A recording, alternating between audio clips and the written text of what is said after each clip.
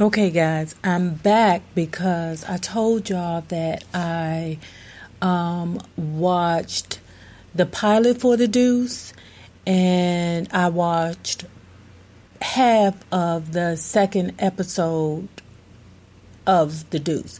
Now, guys, I don't want y'all to get upset if for those people that are supporting me. Thank you so much, because I'm reading your comments on the first video that I made about it, and thank you so much for telling me what a Shylock is. Just the way it sounds like disrespectful.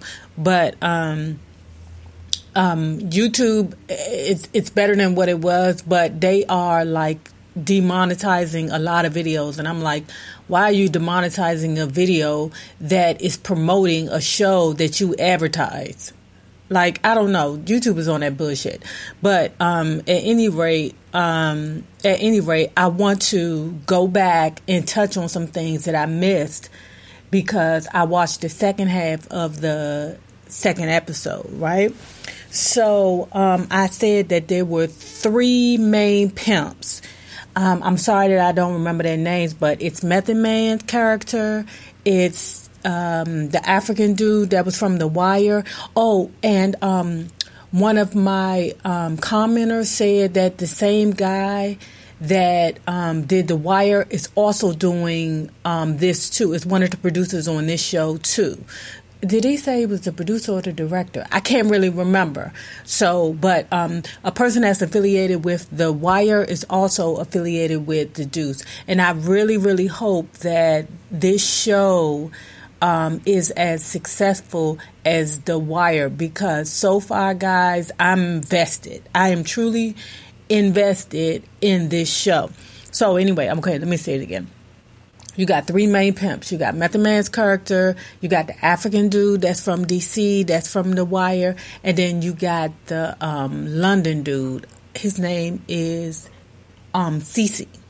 Now, that is the one that in the beginning of, or in the pilot, that he sets his precedence to be, look, I'm not trying to work hard for a good product. I don't have time to be finessing these women into getting them to believe in me. I need me a seasoned hussy that's going to be down for me. Hence, that is the pimp that I was saying earlier that already has a bottom B. She's a white bottom B. And when I tell you some of these hoes be looking whoa out, they be looking whoa, I be like, Jesus, a lot of them girls, like, I'm like, are you putting on makeup to look that wore out, or are you really looking that wore out? But he's the one that has the bottom bitch that's going through insecurity issues. Well, we know they got insecurities, but she feels like she's being replaced by the girl that he was sitting at the airport or the train station or the bus station for, from Minnesota, that for real, I think she's smarter than what she lets on. So let me look at my notes right quick. So, in the episode 2, Cece on top of her and he's screwing it in. I told y'all, for some reason, I don't know why these pimps think like the best thing in the world is between their legs.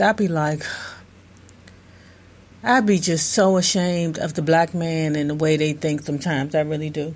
But then after he get finished screwing her, he lets her know that he has a bigger game or a bigger end game. And his bigger end game is to just have one down bottom bitch. Just one girl that's going to go real hard for him.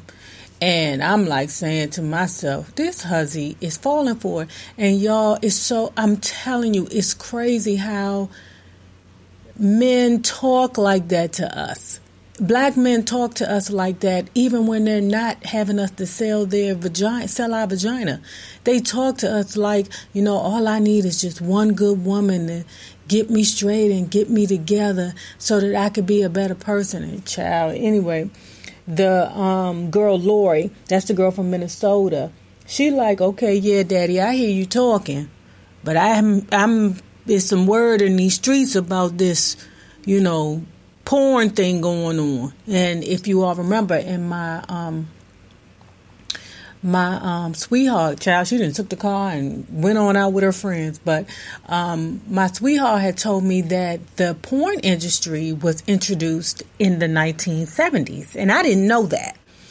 So the girl Lori was telling Cece, yeah, Cece, you talking that good stuff about me walking the streets, but guess what? It's a bigger rainbow out there. So I believe the girl Lori, who had been selling her vagina since she was 16 years old, is smarter than what the pimp Cece believes that she is. The next thing is, I get so confused with the twins, but it's either Frankie or Vincent. You know, the Philip Franco, or is it Philip Franco? I'm getting him confused with the YouTuber. Anyway, the main character, you know, the one who has the twins, he starts to create relationships with the mob. And the mob is looking at him like, okay, you know, I dig the fact that you're a big deal and you can turn around restaurants and bars or whatever, but you need to get away from this area right here, 42nd Street, because from what I understand, 42nd Street used to be a terrible area back in the day. Even when I was watching the Breakfast Club interview with Method Man in it, he was saying, you know, some things really did happen in that area. So the mafia, like, man, you need to get away from this, because you need to figure out a way to clean up this area before, you know, if you don't, or the area needs to be cleaned up before you start wishing and hoping on the area for things to come out of. But eventually the mob believes in him, and the mob gives him his own bar to turn around. And now there's some little, you know, nuances about the bar that they're going to have to fix. You know, you can tell, you know, the mafia dude or the mob dude is like, yeah, it's going to be some situations, but trust me, it's not going to be that bad. We just need you to put this bar in a good place. Now, we're going to take our cut, but you get all the business part. Now, we want to do some dirty stuff, but you get all the business money in it. You know, and the other brother, Vincent, is like, he ain't feeling it. He like, yeah, I don't know. So, I think I seen in the first episode where I was talking about, I think I mentioned in the first video about how one of the other hoes had said, come on, Candy, come on down here with me and make some of this money, where these men is going to be taping us doing a booty. You can make a cool, you know, Excuse me, hold on. So you can make this cool And Candy was like, man, I don't know, but, you know, I like money. So, Candy go down there. And, child, when I tell you the scene was so friggin' hilarious. I forgot all about, like, porn in the 70s was like a real, like, thought out movie. Child, it was like the Vikings and the Dutch girls. Child, I couldn't stop laughing because the way it was set up, like, it was set up where the two girls were laying on the bed and then the boys, like, got on top of them and started humping. And it was like the guys were so skinny. It was like nothing sexy about them. But also, I think that it was limitations on porns where you couldn't actually show, like, the penetration of, like, porn. So, or of the sex act. So, and then it was a part, child, where the guys was in front of them, you know, doing the do. Child, why they squirt potato soup in the girls' faces?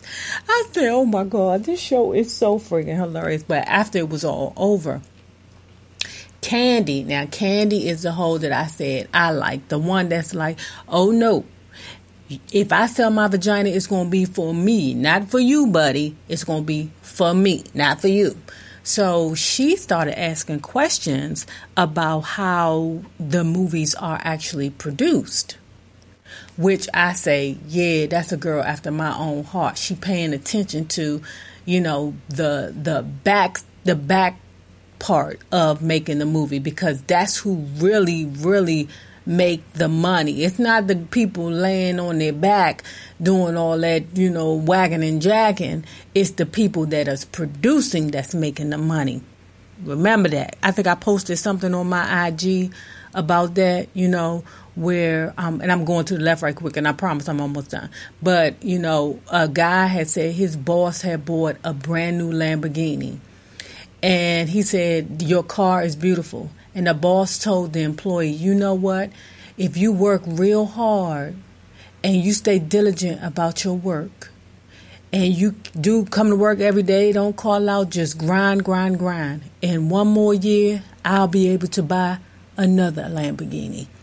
You dig that? So at any rate, Candy is, figuring out how to do things behind scenes, which is cool.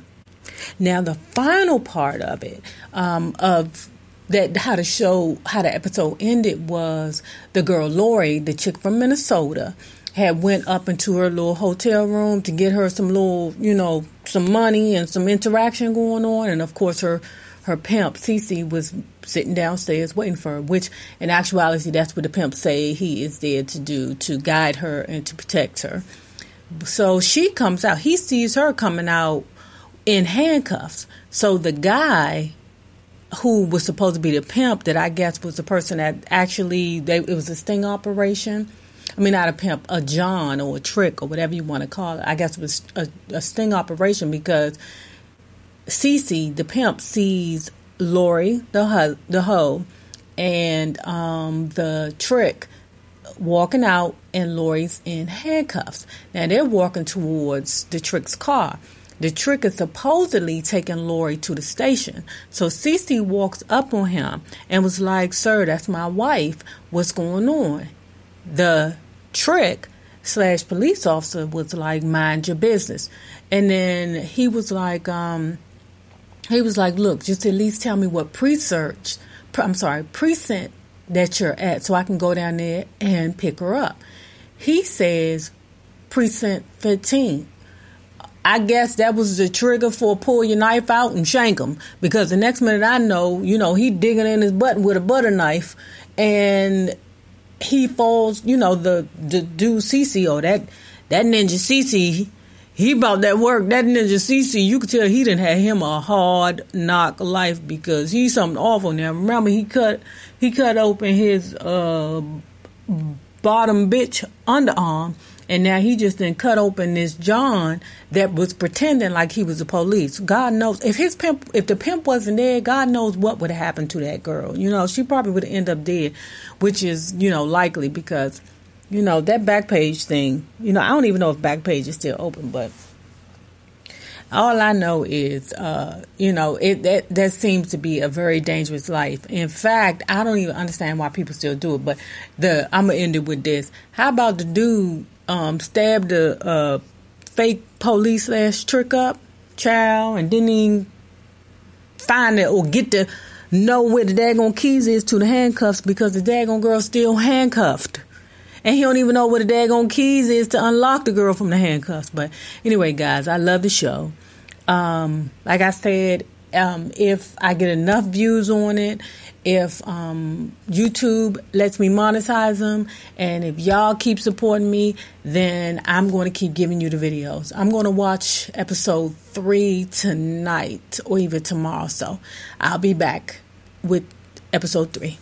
Thanks for all your support. Like, comment, and subscribe, and share, guys. Bye.